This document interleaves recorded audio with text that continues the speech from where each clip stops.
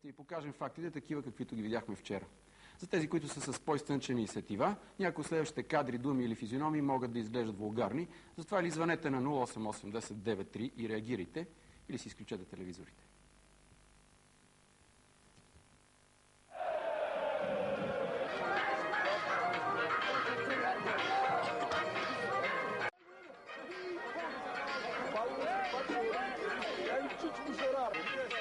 Имате против Нвоко и Моки, че сте изнесли тези плакати?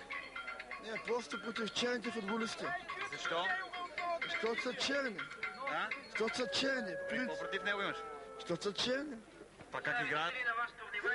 Те въобще не играят. Моля? Те въобще не играят. Извинявайте, какво имате против Нвоко и Моки, че сте сложили? Ние сме българи, той само е за бели, от сега ще за бели, не за килими. Може трима негри да го вземе, трима негри да има в нашия отбор. Това за първ път се случва. Няма ли достойни българи? Защо продаваха най-добрите ни футболисти и взеха африканците? Тия пари къде отиеха тия 6 милиона от продажбата на наши футболисти? Добре, но това е ваша цел и задача на гидката да излезете пред ръководство и да кажете какво. Вие що си има очите? И ние правиме това. Протест. Това ще е всеки матч. Ще ги опъваме тия знамена и докато не ги изгонят тия маймуни. Ние си искаме да биеме лески с бели българи, не искаме с чернилки. Добре, а при положение, че някои от двамата бъдат пуснати срещу Левски, вкарат важен гол, тия плакати, какво ще ги правите? Ще продължиме да ги... Никой няма да се радва на такива голове. Ние ще воюваме с всички, които подкрепят негрите. Джунглата. Добре, те все пак са горе-долу добри. Горе-долу добри. Какво е доброто? Кой го казва, че са добри? Все пак, щом ръководството ги е взело, значи... Що са доказали до сега? Нищо не са показали. Ръководството си заминава и то. Нищо им прави. Толкова време нищо. Защо изкарате плакати срещу ръководството? Това ще стане в скоро време. Кога? Какво трябва да стане? Виждаме как върви играта, ще стане и това.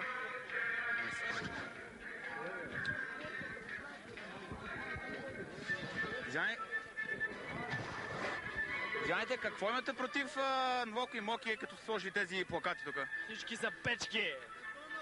Оре, те сега побеждава големи в Европа, без така че нямат място. Бора купиха маймуни! Ако... 8 милиона купиха маймуни, това е! България са българите! Добре, а при положение, че вкара някой от тези двамата, вкара гол на Левски и ЦСКА победи, вие тия плакати какво ще ги правите? Пак някой уважаваме!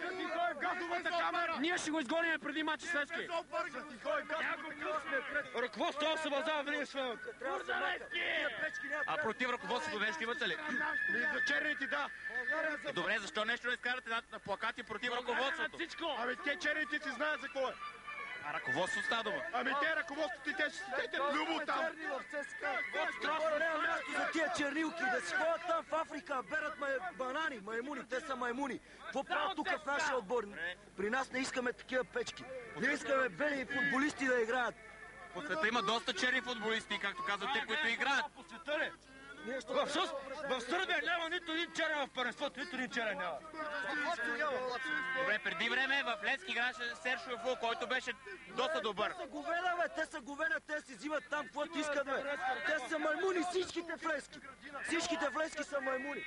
Няма, въобще ти трябва тия маймуни тук. Добре, ако някой от тези двамата вкара гол на Левски, на Герена и ЦСКА победи... ЦСКА да го обичаме. Трябва да бъдат ЦСКА до мача с Левски, бе. Те трябва да си ходят още утре. Ще вешиваме говена! Още утре ловят самолетите да си ходят. Добре, мерси.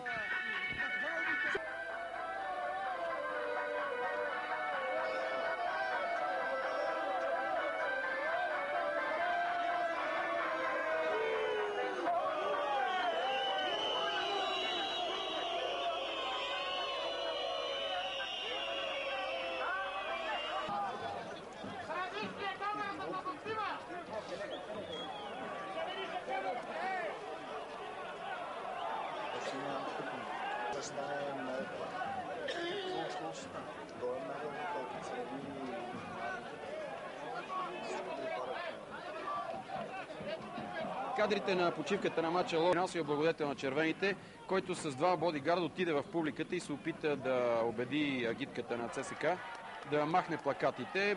Получи се изтълкновение.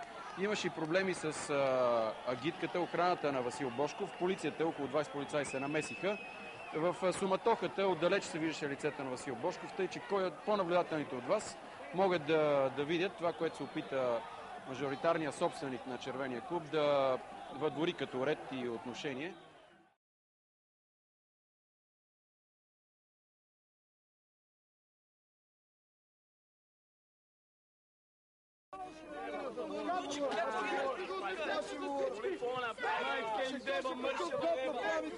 Как оставиха нас да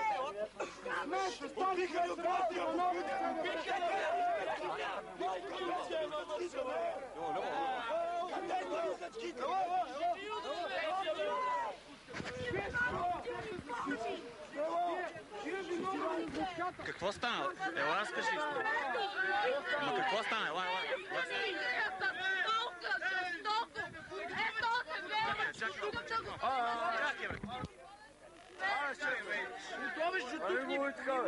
Що? Какво стана?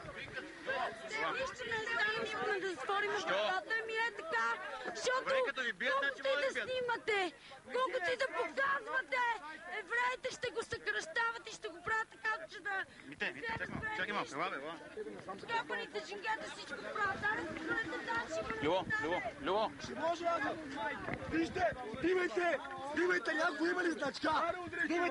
Кажете какво стана, кажи какво стана. Двама човека и почеха да ни бият. Първо кажи как ти не беше. Те нахуха в рейса и ни почупиха. Качат се в рейса и ни чуват. Момичето мога да кажа. Кой го би? Се скриха, бе. Руска, къде е полицай, как го ударихме? Че вика момиче, не им стига смъртта на момичето, как го застреляха миса и тук искат да отрепат едно. Де бабукуците, де. А кой по-точно? Някой Еми, по-точно е то. Ето половин какво направиха, на куче ме направиха, защото това са супер полицаи. Страшни, пазят милицията. Защо ви биха? Казаха ли ви защо? Ние сме от провинцията, София сме... Любо! Едно момче! Не сме от това. Чакай. Ние сме от София.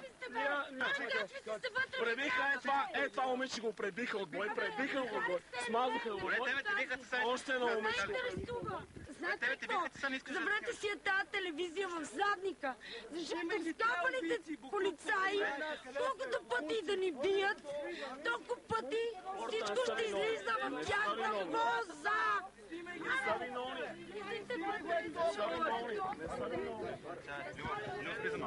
Защо ваши колеги са нахули в автобуса и са прибили няколко фена на ЦСК? Няма такова нещо. Добре, те така го казват. Може те сами да са се били, те са с късани дрехи, момичето, ето вижте, реве. Добре, а защо вашите колеги нямат значки отпред? Може това да кажете?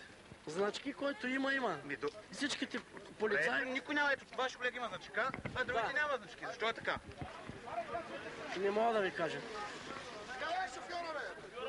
Добре, как ще коментирате това? Как ще коментирате? Къде е шофьор? Ето шофьор. Те са ни бият, вие си отиваме да не коментираме. Какво?